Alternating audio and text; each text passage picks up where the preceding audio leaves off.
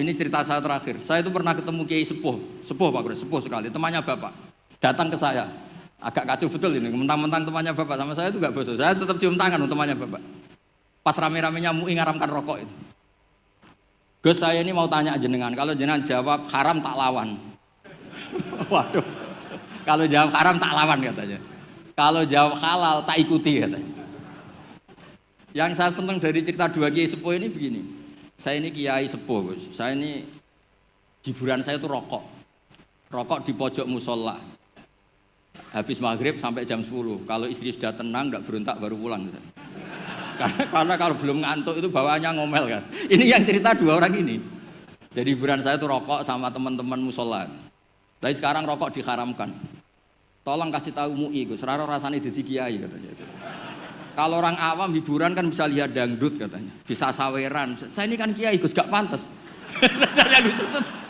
Hiburannya hanya rokok. Gitu aja kok diharamkan. Ya sudah bah, halal kata saya. Oh itu senengnya bukan main. Setelah itu kemana-mana bilang, kata Gus Pak halal gak? Waduh.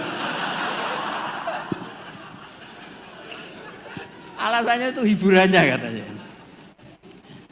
Jadi saya semenjak jadi kiai itu ya sering dapat orderan fikih itu. Ya maksud saya beragama itu mudah. Yuridu wa bikumul yusra wala yuridu bikumul usra. Jadi ana intadzoni abdi. Makanya sampean harus yang seneng, yang ceria. Karena ini untuk ngelawan setan. Setan tuh suka kalau orang Islam tuh susah, kemudian menyalahkan agama ini, menyalahkan sistem alam raya ini sehingga tidak ridho dengan kodok qadar.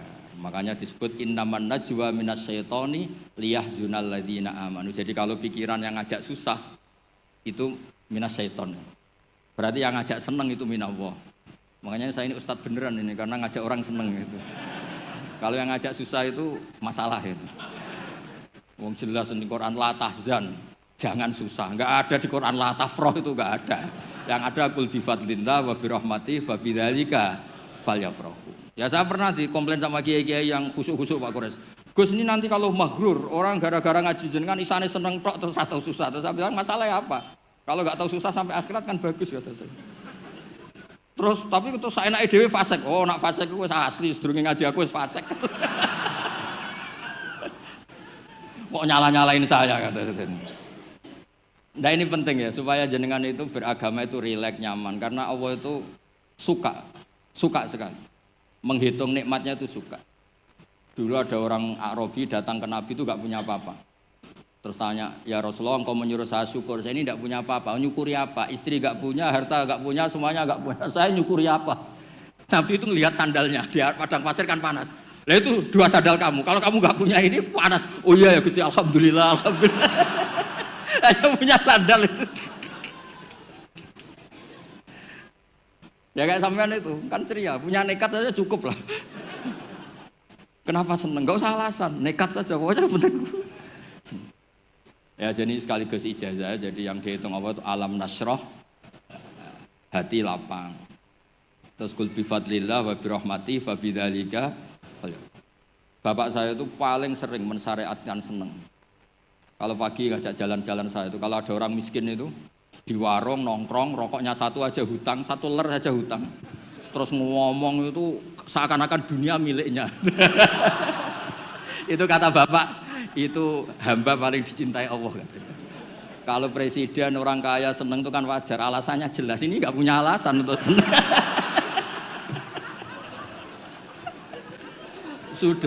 Sudah biar tetap seneng gitu. Nanti kalau gugat Allah malah repot katanya. Kalau gugat Allah malah apa? Repot. Lu itu betul. Orang itu masih hidup kalau ketemu saya. Gak enak aku sudah dijenengan jadi kiai. Nakal ra pantes, gak mulang gak pantes. Enak jadi kula Gus, apa wae pantes. Wah, repot.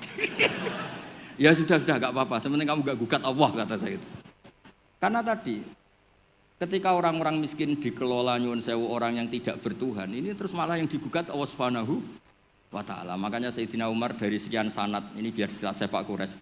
Dari sekian sanad yang saya terima dari guru-guru saya, dari Mbah Mun, dari itu Sayyidina Umar tuh punya riwayat dari Rasulullah itu unik.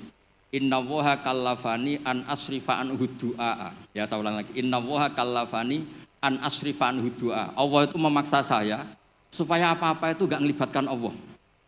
Karena kalau apa-apa melibatkan Allah, kalau Allah kuasa kenapa ada orang miskin? Kalau Allah kuasa kenapa ada orang terlantar? Malah repot semua.